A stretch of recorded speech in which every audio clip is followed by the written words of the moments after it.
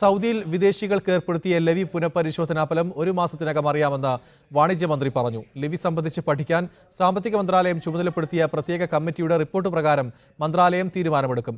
കമ്പനികളും സ്ഥാപനങ്ങളും അടച്ചുപൂട്ടുന്നതിന്റെ കാരണം ലെവി മാത്രമാണെന്ന് പറയാനാകില്ല.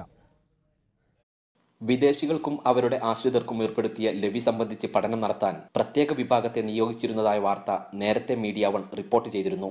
ഈ പഠന റിപ്പോർട്ട് ഇപ്പോൾ സാമ്പത്തിക വികസന സമിതിക്ക് മുമ്പാകെ സമർപ്പിച്ചു കഴിഞ്ഞു.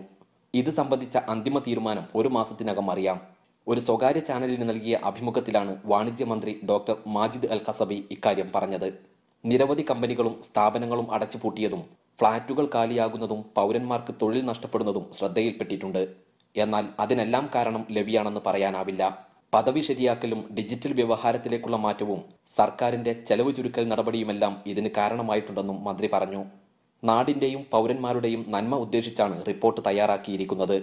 ലെവി പ്രത്യേക സംഖ്യയായി നിജപ്പെടുത്തുന്ന രീതിയും പരിഗണനയിലുണ്ട്. നിലവിൽ രാജ്യത്തിന്റെ താൽപര്യം ലെവി നിലനിർത്തണമെന്നാണെങ്കിലും അത് സംബന്ധിച്ച അന്തിമ തീരുമാനമെടുക്കേണ്ടത് സാമ്പത്തിക വികസന സമിതിയാണെന്നും മന്ത്രി കൂട്ടിച്ചേർത്തു. Gafoor Kondotty, media one, Jeddah.